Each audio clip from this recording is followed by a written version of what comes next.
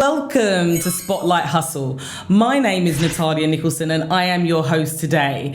Ladies, we've got a special episode in store for you today.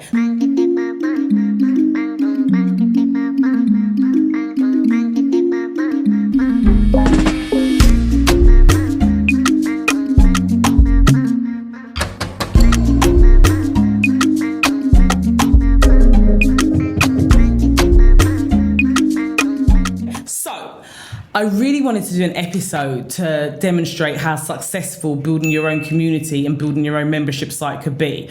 And I really wanted to show and put the spotlight on a business that has done phenomenally well, just from her own passion and skill set. So myself and my research team, Princess, hey Princess, we did a lot of research and what we came up with is a really, really special show. So our feature today is going to be Dr. Joy Harden. So Dr. Joy Harden is a psychologist based in Atlanta, and she decided to build out a community where she pairs Black women with therapists. And it was a really interesting one for me. I don't know about you. I mean, I've always wanted to have a therapist. The thought of being able to have someone to guide me, to be able to vent to talk about how I feel and be able to put that into a constructive way for me to better myself and move forward has always seemed like a really super fantastic thing to do. And being based in the UK, I don't think the UK really comes from a therapist culture, if that makes any sense. I think it's much more embraced over the waters. But I think as a community of Black women, it's something that we should really be looking into, considering more. We all got blueprints, and our blueprints would have come from our parents. Their blueprint would have come from their parents, and so on and so on. And it's not easy to change your blueprints. It's not easy to be a better person if you've got no guidance on what does being better look like in terms of your goals and your objectives. How do you be that better person to be able to embrace your business, embrace your family, to be able to grow as an individual, which means you're helping those around you, be it your team, your children, your family, and your community to grow. You know, when we learn skills, we pass those skills on to our communities. So when I read the story of Dr. Joy Harden, it just really hit home for me and how important it is that you start a business that is fueled by your own passion, but you also start a business where the why is so big that it can take over, so that passion just keeps driving you, because this journey is not easy. And it was interesting for me to be talking about mental health. Mental health is a subject for me in my generation we didn't really speak about much. We now enter into a day and age where it's very touchy-feely. Now it's okay to talk about how you're feeling. It's okay to not be okay. And I think that's a beautiful and a wonderful thing, because the world is not perfect. And I know for sure I grew up in a blueprint where it's just like, let's forget about that. Let's not talk about that. Let's just move forward. Let's just move on with life. Tomorrow's a new day. Let's just start the day afresh, start on a new footing. There's nothing you can do about it now. We can't go back and change time, and so on and so on and so on. We now live in a day and age where what's going on internally is very much now starting to be a thing. And when I say a thing, I don't mean a bad thing or a thing like, you know, it's a trend. In some instances, for me, it does feel like a trend, because mental health isn't actually new.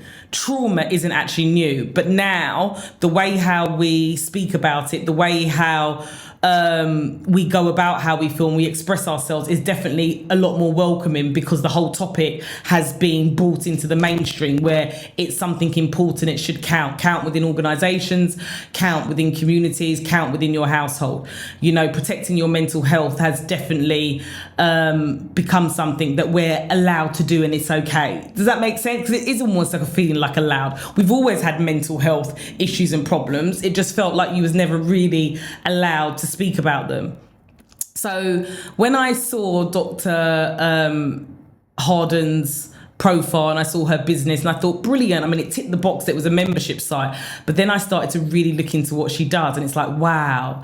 And it reminded me of a documentary I watched about trauma within Black people, and especially those within Black women. So when you look at our history and you see how, you know, the slavery I was about to use the word movement, but I don't really think that's very appropriate. And we look at, slavery and what we went through and what it was like to then have the abolition of slavery. And then it was a whole new type of slavery where it's like, now, okay, you're not owned, but we're still not going to give you a job. We're still not going to pay you properly. So you're forced to go back to some of the ways of slavery, to, the 80s of flooding drugs into our communities, which then, made it really difficult for us to prosper and move ahead. Some of you might have heard of the Black Wall Street. Black Wall Street got burnt down. So there's many events in history that it's quite clear that during slavery and after slavery, a lot of thought, a lot of work has gone into really thinking, okay, how do we keep these group of people down, for want of a better term? And this is not me being angry. This is not me pointing any fingers. These are historical facts. But the point I'm trying to get to is that this caused trauma. This type of trauma would have been handed down to the next generation. That generation would have handed it down to the next generation, and so on and so on and so on. And that's the reason why it can be so hard for those in our community to get ahead, because we don't have a blueprint. And when you don't know something, you don't know something. Just like when you know, you know. So then it just started to bring up a lot of things to me when I really started to think of mental health and what does mental health actually mean for, Black women. How many of you have been in an office environment, in a social environment, and you may be speaking about, I don't know, things like co-parenting, things, cultural aspects about you that you might not say something in that environment because you might feel it's not going to be understood. So what does that look like when you want a therapist and your therapist is from a complete different world, culture, and race? So what's interesting about Dr. Joy Harden is that her whole concept of her business is based on the fact that, okay, we are Black women.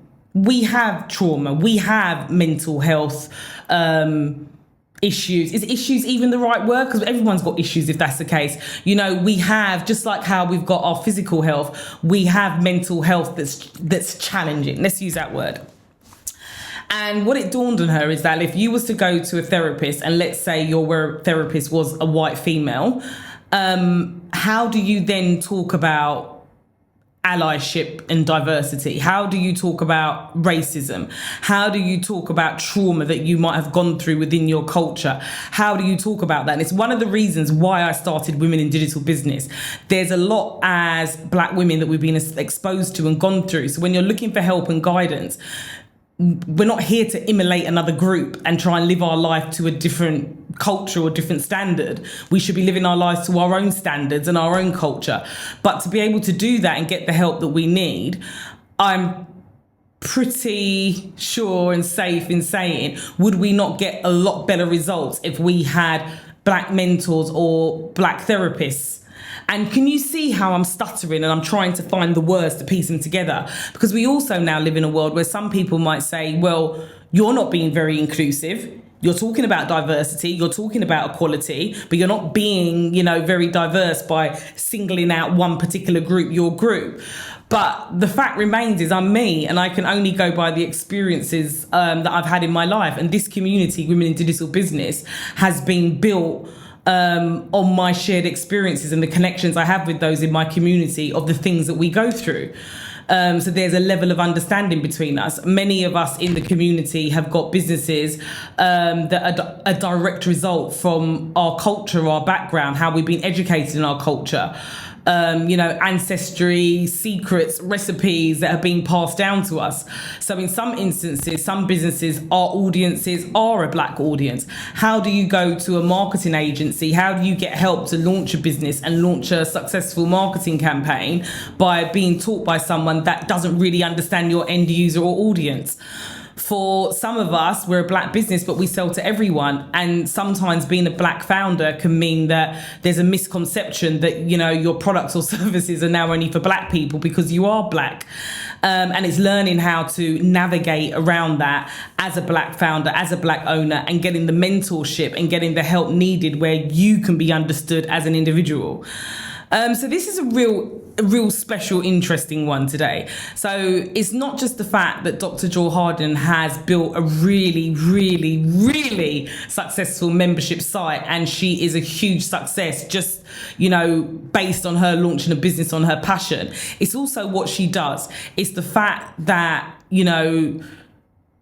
she is providing a service in a community for Black women to have access to therapists that are really going to help and turn lives around, which as a people, as a community, means that, we get to catapult forward, because all these things that we now learn about ourselves and we explore means that we now pass that down to the next generation and the next set of women that are coming up as well. So really interesting one, but enough about me gabbing as usual, always giving my opinion. Let's learn a little bit more about Dr. Joy Harden. My name is Dr. Joy Harden Bradford. I'm a licensed psychologist in Atlanta, Georgia, and the creator of Therapy for Black Girls. I have been doing counseling, it feels like, for all of my life. I feel like I have been the one who everybody comes to help with their problems. In my practice, I actually focus on helping women who are recovering from breakups. So I spend a lot of time helping people kind of rebuild their lives after this loss of this significant relationship and figuring out what life is like now. This is Dr. Brad. So, Therapy for Black Girls. Absolutely love the name. I didn't actually drop the name before because I wanted you to be able to watch that clip and be able to just really learn more about her business. So, Black Girl Therapy has gone from strength to strength to strength to strength. Okay, and one of the things that I was really curious to know when I started reading about Dr. Joy Harden was like, okay, like what fueled your passion to get started? Like, what was it? And again, the answer surprised me. It surprised me because I thought there was going to be a personal why behind it. There is a personal why, but it's actually something that I really get and I really understand. And I hope you really get and understand as well. That feeling.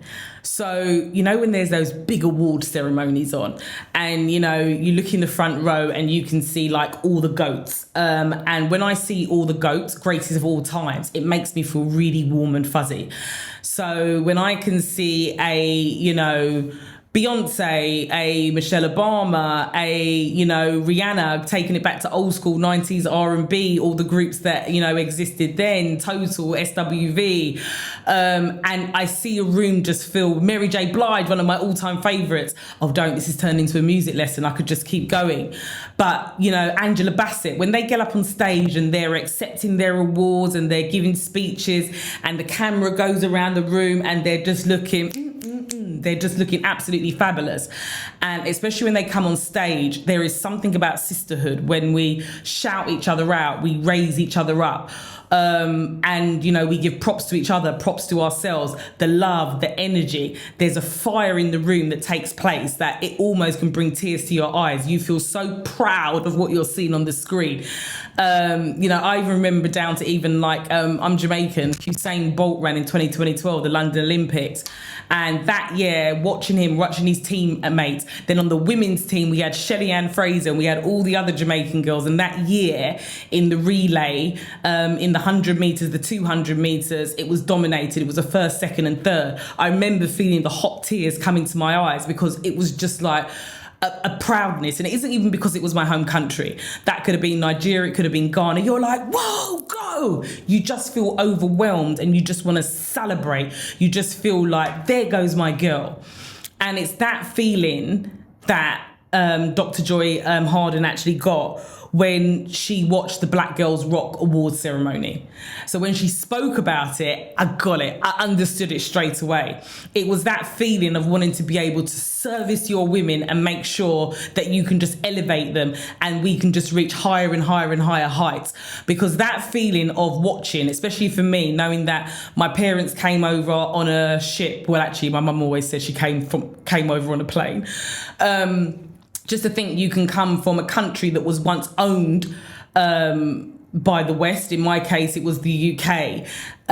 come here, not be welcome, go through so much adversity, so much racism. You've got a child, I've now got children, and just to think that actually we're just getting better and better and better. To come from that world that I was talking about of trauma, of going through slavery and the history of it, and coming into the 80s, 90s, now we're in 2024, just the feeling that we can get better and better and better and get to higher and higher and higher heights, it just makes you feel proud.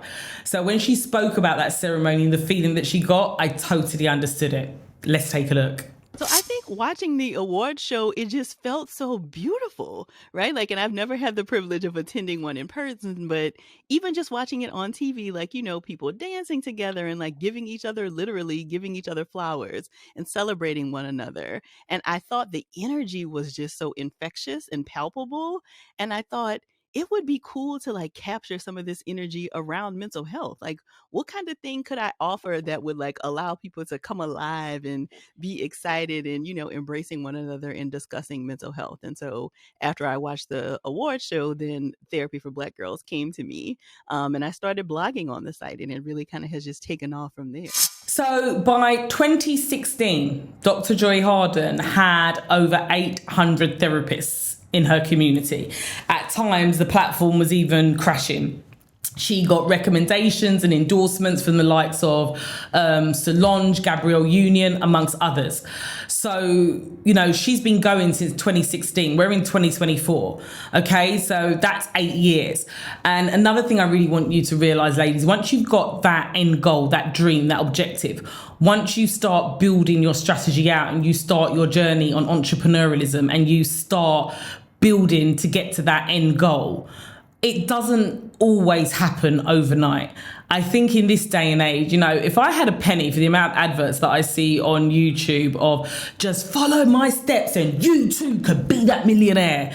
And it's just there needs to be a lot more authenticity sometimes on the internet. What worked for me, what worked for another person isn't necessarily what's going to work for you. It doesn't work like that. That's why we've got different fingerprints. We're all different. We're all made up of different things. You can't just immolate someone and expect because that happened their way and that's their story, you can just translate that into your own story. We've all got our own individual story. So from 2016 to now, don't get me wrong, Dr. Joy Harden has done phenomenally well in the time span of starting in 2016 to where she is now, without a shadow of a doubt. Her community is absolutely massive and, it's growing and it's only going to get bigger. But also recognize that it's really important to work strategically and think about how you're going to get from the point you are now to that end goal of, being endorsed by celebrities, having a following of thousands or millions in some cases. It doesn't just happen overnight, okay? And you need to be smart and you need to be able to chunk it out and build your steps to get to that stage. But let's take a look at the journey of Dr. Joy Harden of, starting in 2016 and how her business has grown over that time span. And I felt the need to create the directory because I kept seeing conversations online about people wanting to find a Black therapist but not knowing where to start, not knowing where to look. So it started as just a Google Doc in December, I think, of 2016. And at this point now, it's almost 800 therapists. The website has actually crashed a couple of times from celebrities sharing it. So Solange tweeted about it, Gabrielle Union, Gabby Sidibe, Amanda Seales have all shared it. I never imagined that it would become my full-time career, so it has been an amazing journey. So next, what I really want to look at is the experiences of Black women in therapy. I mentioned in the beginning of this episode, the culture in the UK is not really a therapist culture. I tend to find it's something that's a lot more common in America. But, I'm not in America right now, I'm in the UK. And as much as I spent long periods of time there, I haven't actually lived there. And I know that Dr. Joy Jordan was very much inspired by looking at the need for therapists for Black women. And like I said, we've been going through trauma for years. Now, all of a sudden, it's okay. It's okay to talk about it. It's okay to have a therapist, which is great. I don't mean that in any, it might have come out a bit sarcastic. I don't mean that in any sarcasm way. It's great that that's happened. but how do we feel about it? What do Black women in general feel like they need in a therapist? And I feel like sometimes, I know what it is for me, and I feel like sometimes if you say it out loud, it just sounds wrong. For me, I need a therapist that gets me. So culturally, actually, it's really important that it does need to be another Black woman, so I can talk openly and frankly and have my feelings understood about where I'm going, what's stopping me, why it's stopping me. And I just feel like conversations, I'm not going to be free and open with someone that might be, say, white and middle class. And actually, in the same breath, I don't think that they would feel comfortable me being a client if I want to come in and start talking about, white supremacy and how, it makes me feel, and why is it that other women that don't look like me get VC backing all the time or get to have their own business independently. If I'm successful, my business just wants to buy me out and have me as a founder. It's uncomfortable for the therapist as well. So I know what my needs are, and I've pretty much always felt like that. And that's the reason why I don't have a therapist at the moment. Even coaching, I'm a coach, but I believe that everybody should be coached. And I've had my issues in finding a coach over the years. I've had some excellent coaches, but there's always been that sticking point. Even with like mentors, when I just want to talk openly and frankly about a lot of the obstacles that are being placed in front of me and how I feel about that emotionally and how it affects my mental health. So I think it's important for me to have a therapist that I could really connect with. Unfortunately, race does play a part in it, because I want someone that's going to understand my experience as an individual and also the experience to a point of my people, so you can kind of understand my blueprint and where I'm coming from. So let's just take a look at, what is it Dr. Joy Harden really discovered what women wanted from a therapist? What gave you the idea that we needed that?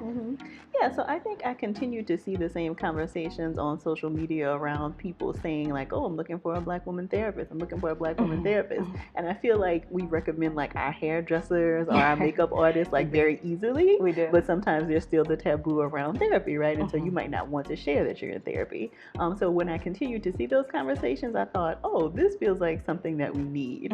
So it started by me just kind of putting out a call saying, if anybody has had a really great therapist that they've worked with, nominate them and I will compile it into a directory across states. So you went on Twitter, went on Facebook, and I just put a call out, and I think I got like 90 people, What? 90 therapists nominated in like the first week. Like, yeah, that's crazy. Yeah. That's amazing, but Yeah. that's kind of like, it's Yeah. crazy to think, because we're always so guarded. Mhm. You never would think, but maybe with social media, it makes people be like, Right. oh, well, I will never see these people, so I'll right. just And it like was an anonymous form, so it was just Okay. a link to a Google Doc. So people, nobody knew that you were nominating, and you didn't have to attach your name to it. So they were just nominating their therapist. Okay. So from that, I got a very nice start. And then once other therapists saw it, they wanted to include their names in their practices as well. So that is what grew the directory to its current version, which is I probably have over 500 therapists across the country listed. Whoa. So let's talk about Sisterhood Heals. Absolutely love this. So Joy Harden, not only is she a psychologist, not only has she got a successful community of well over 800 therapists that are helping women, are part of a bigger community, and we are rewriting our blueprint as we become a stronger force to reckon with. She's actually also an author as well. So please do make sure that you go and check the book out. So How Sisterhood Can Heal. Now for me, this was just the icing on the cake. So imagine that. We're meant to be doing research in the office, by the way. And I'm now, signing up to be a member. I'm forgetting that I'm actually doing a podcast on Dr. Joy Harden. So when I got to the part that she actually wrote a book, and then when I saw the title, the Sisterhood Heals, again, it just struck home with me. When I think about the moments, like the real low moments I've been in life, like those moments where you just feel like you don't want to get up, you don't want to face the world, you just feel like everything's on top of you, it just feels like you can't catch a breath, you can't get a break. I don't know how many of you have been there and you've really felt that. And I think back to the sisters around me that have really been there to pick me up, lift me up in a way that nobody else could, because you know, they understand the pressures that I go through daily. I sometimes feel like as black women, we're held to perfection. Like everything's got to be right. Like if you're going to get the hair, it's got to be right. If you're going to get the makeup done, it's got to be right. If you're going to be a speaker, you've got to get on stage and just smash it the first time round. You know, if you're going to be a wife, if you're, you know, going to be a mother, if you're going to be a CEO, a founder, I just feel like there's just this unsaid pressure, like, to be better and to be noticed, you've got to be perfect all the time. And that pressure can get to be a lot. And the people that understand you the best and the people that understand that pressure and the people that get you in terms of your language, communication, banter, how you feel about yourself, those people are your friends. Those people are your sisters. Those people are like-minded people like you. And sometimes our sisters aren't always the same race as us, but there's an understanding. Do you know what I mean? There's an understanding into your soul of what it is that you're going through right now without you having to express so many different words. If you go to a therapist that doesn't understand you at all, for example, there's a lot of gaps that you have to fill in before you can actually even start doing the work. Okay, when you're around a group of people and you're, you know, with sisters, there's that element of explaining that you don't have to do. Makes sense? And to imagine having a therapist that's like your friend, that to a point, they're just going to get you. There's things about you. I mean, they're not going to get to know all of you. That's not what I'm saying. I'm not saying that, you know, a therapist is just going to meet you and because they're black, it means, yeah, I'm going to know everything about you. But there's a lot of things that you're not having to over-explain or explain that you can't even explain yourself. Okay, like, you know, there's some real big stuff in life that some of us have gone through. A lot of us have gone through. Many of us don't even talk about it. You know, many families have got that, you know, 1, 2, 3 people in their family that, you know, they're sexual abusers, but no one talks about it. You know, if I was to talk to someone who was, you know, black and we spoke about some of the things that happened in our families that might relate to recreational drugs, sexual abuse, single parent families, domestic abuse and violence, there's a level of understanding culturally that you don't have to over-explain yourself, that now you feel like you're in the police station being questioned, having to, you know, really dig deep and explain every single thing. There's an element of an understanding between each other that you can just talk and be listened to and be understood and not feel judged because someone else also understands that. And don't get me wrong, we can relate on as human beings on many different levels, by the way. You know, if you put a group of people into the room, they can be all different races, all different genders, sexualities, religions, and there are things that we will have in common that are just human. But there also are things that we have in common that are cultural. So at no point am I saying that for you to have great therapy, it has to be a black therapist. But for many black women, in terms of relatability, in terms of being able to express yourself, in terms of being understood, you know, it's easier when someone does get you and get your culture and get your rich history. And the book, you know, Sisterhood, you know, therapy can come from many different people. It's a part of Dr. Joy Harden. It's not just a therapy part. It's about being part of a community and being a part of a sisterhood where we get each other, we can read one another and we can have one another's back. So please do make sure that you check the book out, because I don't think we realise how much therapy can come out of just being in a community with people and women that just get you and understand you. I feel like, you know, our aims and our objectives as a community, Women in Digital Business, and also Dr. Joy Harden's therapy for black girls, I feel like the two are aligned. And that's why I'm saying this is a really special episode, because we don't talk about mental health a lot in our community. And if we do talk about it and we do want that help, or we do want to go down that road, how do we find a therapist or find someone that is going to understand us just for being black girl magic? And find a community of women that will support you through adversity, support you through really tough times, that just get it. So anyway, let's find out more about the book. So I have to ask you, what was going on in your personal life that pushed you to write Sisterhood Heals? Thank you so much. So, you know, I really feel like my relationships with other women have been transformative throughout my life. And I think in my clinical practice, I have seen the same thing, that many people really change and find a real comfort in their community and in connecting with other people. And so, especially coming out of the pandemic, it really felt like there was a need for us to deepen our relationships with one another and to be more intentional about it. And so Sisterhood Heals was born in that. What's special about community healing versus individual healing, especially when it comes to Black women? You know, I think the one thing that happens in community healing that cannot happen in individual healing is that you can look around and see that you do not have to be ashamed of anything that you are feeling or experiencing, because it's very likely that someone else in the room has that same experience or feeling. And I think it really just helps you to feel less alone, less isolated, less embarrassed about the kinds of things that you may be struggling with. So, Black Girls Therapy, what makes Dr. Joy Harden want to continue her journey? And I think there's a lot of things there that make up that question. And she's done a brilliant interview, which we're going to take a deep dive and look at, just to talk about her journey and what she sees going on in the future. So I won't steal that moment. But for her, for us, it's important that this journey continues.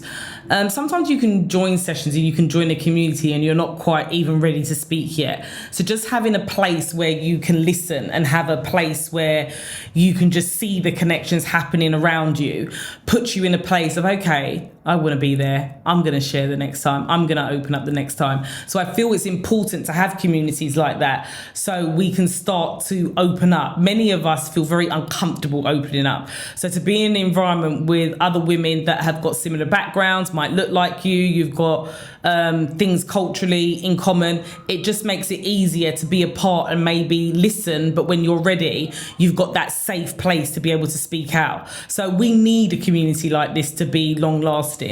I also think as well, for me, it's really important for our men, to tell you the truth. The better we come, you know that expression, behind every great man is a greater woman. But I feel like it's really, really important for us to be able to have that space to grow, which then helps our daughters, our sons, our husbands, and other people in our community to grow as well. It's what we learn about ourselves. It's the wisdom that we take away. It's the growth mindset that you're going to get from being a part of that community, receiving therapy, and really addressing things within you and unburdening yourself, and the impact that you can then now have on others. That ripple effect for me in our community is massive. And like I said, these are things that very much fall in line with the aims and objectives of why I created Women in Digital Business. So it's beautiful to see there are so many different businesses out there that have got that same aim, got that same objective, where they're just trying to give us the tools and resources to be bigger, better and badder.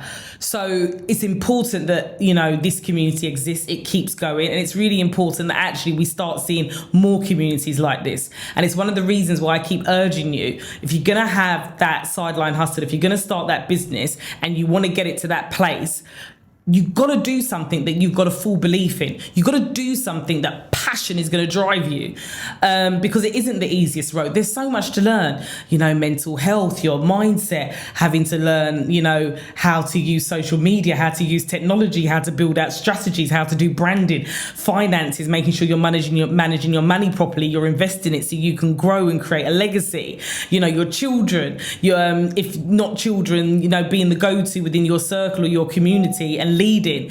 It's hard. Like, seriously. So we definitely need more communities like that, where we can really thrive and we can really grow and we can get connected spiritually to get the support that we need and just feel more comfortable. And it's okay to say, okay, I'm a Black woman and I'm struggling in these areas, and just kind of own it, but be in an environment where you can feel comfortable being free. I think being in an environment where someone doesn't understand you culturally, the amount you've got to explain to try and get them to understand, and you just can't. Just like how I don't know how it feels, you know, for someone that's trapped in the wrong body as their gender. as much as I can empathise with it, I don't understand it. And I think sometimes we've got to start having more honest conversations like that, if that makes any sense. But it is difficult. I even find doing this podcast, I stutter a lot, or I think, what word am I looking for? Because you don't really want to offend anybody. You don't want to come across as being any particular way. It's just so easy to get cancelled nowadays just by saying something that might be taken out of context. There's even a fear in the way that we communicate. And I think that fear comes out in us as black women as well. I know for me, quite often, I'm really passionate. You know, I'm always flinging my arms around. I'm quite vocal. And that passion can get sometimes mistaken for anger. That whole, you know, you're angry and you're aggressive that a lot of women get and a lot of black women, you then start to tone it down. You're just not yourself. So it's just great to be in an environment where you are yourself. So we need more communities like this, and we want Black Girls Therapy to grow bigger and bigger and bigger and become a global movement, and the book to be, you know, the biggest New York best-selling Times book that can really, you know, just help us, just have a safe place that you can read and be in, where we just get to simply be us. So let's take a look at Dr. Joy Harden and what her long-term vision and what she wants to achieve is. So I think we have to first be open to it, because if we've received those messages, we may not even be looking into relationships with other women, right? And so I think an openness to it is first important, but usually it only takes one good relationship with a sister to really kind of change your life, right? So one person who really connects with you, who really shows you like, oh, this person can be trusted, they have my back, they show up when I need them to, I can trust them with secrets, you know, they're not trying to flirt with my partner, like all of those things I think become corrective emotional experiences for us. And then it makes us realize like, oh, okay, that thing that mom told me wasn't the complete truth, right? So there are other ways that I can have relationships with other Black women. Where, like, do you think that's important to you as the face of mental health at this point? Do you think that's like a newer face at this point? I mean, I definitely think it is growing in that direction. I mean, you know, the vast majority of the therapists in the therapist directory are other Black women. And so, you know, I think for somebody to be able to go to the site and see all of these women who look like them maybe in some way is mind-blowing, I think. And I think in some ways that does make it more relatable, right? Because the most important thing that determines whether therapy is going to be successful is the relationship you have with your therapist. So if seeing someone who looks like you feels like it gets you one step closer to actually going to therapy, then by all means take that step, you know? And I do think that the directory really has helped in that way. Yeah, definitely. What makes you an innovator, do you think?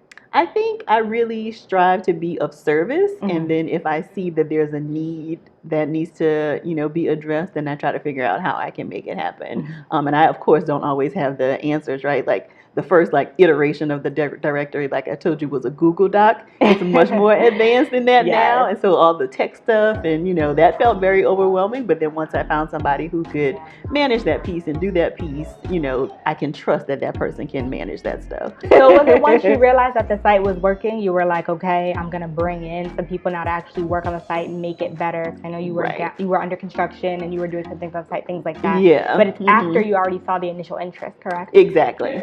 Yeah, and I mean, what you're talking about, the under construction, so a couple of celebrities have shared the website, Gabrielle Union, Solange, Gabby Sidibe, and so I think when their followers on social media like see Therapy for Black Girls, then they all try to go to the site at one time. So it has crashed a couple of times because of that. But I've now had to bring on another web person to kind of say, okay, we need to monitor the traffic and, you know, like allow for the hosting to kind of do what it needs to do to manage like that kind of volume. Did you ever think that you're going to make this impact with that list? No, absolutely not. I mean, I thought it would be helpful, and I knew that sisters would be able to benefit from it, but I never saw it getting to like the likes of like Solange sharing the site. Like, that's just amazing. That is amazing. Yeah. I think even Crystal and Kid Fury from The Read like mentioned your site before, and I was like, yes, Dr. Joy is on. See, I missed that, and I don't even always know when it's shared. You know, so that's the really cool thing that people can just find it. So before we wrap up today's episode, I just want to look at some other exceptional Black women making impacts. First of all, we have Adrienne Hamilton, founder of Backstage Capital. So Backstage Capital overcame homelessness and the lack of access to traditional funding sources to create a venture capital funded focus on underrepresented founders, including women, people of colour, LGBTQ plus entrepreneurs. Hamilton's story is a powerful example of overcoming systematic barriers to create opportunities for others facing similar biases. Second of all, we have Morgan DeBon, co-founder and CEO of Blavity Inc., has successfully scaled a media startup into a multi-brand company. Despite the well-documented challenges Black founders face in securing venture capital, her journey from startup to media powerhouse showcases resilience against racial and gender bias in tech and media industries. And that is a beautiful thing to see because we don't get much VC funding. So that's absolutely amazing. We have Jessica O. Matthews, founder of Undercharted Power, an innovation company for renewable energy, faced skepticism and bias, but successfully raised significant funding to develop her idea of generating power from soccer balls and jump ropes into a broader technology for sustainable power solutions. Woohoo! Matthew's success is a testament in innovating past gender and racial expectations in the STEM and energy sectors. Kimberly Bryant, founder of Black Girls Code, has made significant strides in addressing the gender and racial gaps in the tech industry by providing young Black girls with the skills to pursue careers in technology and entrepreneurship. Her work directly challenges the systematic biases that discourage Black girls from STEM fields. Shantae Lundy, founder of Black Girls Sunscreen, created a product to meet the specific needs of Black women that were overlooked by mainstream beauty industry. By addressing a gap in the market, Lundy has built a successful online business and retail presence, overcoming industry bias towards products for women of colour. Dominique Ryard Brooks, a former top model and finalist in America's Next Top Model, transitioned into co-writing E.E. Ward, the oldest consistently Black-owned business in America. Her efforts have brought fresh branding and expansion to this historic moving company. Noel Santos fought to bring a bookstore, the Lit Bar, in the Bronx, aiming to provide underserved New York City borough residents with access to books and community space. Wive Car Mompros is uplifting Haitian farmers and workers throughout her business, Creole Essence, which sources key ingredients for her products from Haiti, emphasizing social impact alongside business success. Naj Olson founded Ethel's Club, a purpose-driven space for people of colour to connect, heal and thrive through conversations, wellness and creativity, continuing the community-focused legacy of her grandmother. Jamie Ratliff, through her platform Yoga with Jamie, is making yoga more accessible and diverse, advocating for inexclusivity in a practice that has historically lacked representation. Dr. Jerica Dodd launched Your Pharmacy Advocate, focusing on personalising pharmaceutical care to enhance patient engagement, provider partnerships and education, adding a human touch to healthcare. Nadine Joseph, Pecan Valley, last but certainly not least, offers plant-based products in the beauty industry that have an effect on our mood and mind, responding to the stresses of modern life with natural, holistic solutions. So there are many women rocking it, ladies, in so many different businesses. There's so many examples. So we need to give ourselves a break. Stop trying to be perfect all the time. Realise that there's support and help out there. Realise there's so many of us are doing it. And if we can do it as sisters, you can do it, my sister, as well. Promise you on that one. So that brings us to the end of today's podcast. Please do make sure that you look Black Girls Therapy up. Please do make sure that you go and check Dr. Joy Harden's book out. And just think about your passions, think about the changes you want to make, and think about what does that look like in terms of a community. It's a known fact that creating a community within your business and having people, your target audience in one place and building a community to be able to support them, regardless of what product or service that you sell, is going to bring you in like 2,000% more return on investment within your business. It's a known fact. So think about, your membership site. Think about building a community. Think about what are you serving your community with. Think about how you're trying to better other people's lives. Being other people centered is a really great way to pull you out sometimes if you're stuck or in a rut or can't move forward. Having a bigger purpose, a bigger why is a really, really great way to be able to pull you out of where you are and pull you into where you need to be and give you that focus to be able to create that membership or community membership site. So I'm hoping you got a lot from today. Any questions you've got, anything that you want to share, please do make sure that you put it in the comments. If you love this podcast, if you think there's other women that would love this podcast, please make sure you get them to join Women in Digital Business, join Open Access, the home of the Spotlight Hustle podcast, and come and hang out with us. And please do make sure you comment in the community. Watch out for the monthly masterclasses that we'll be running in the community and all the other things as well. It's been a pleasure, as it always is. My name is Natalia Nicholson. This is Spotlight Hustle. Take care. See you on the next episode.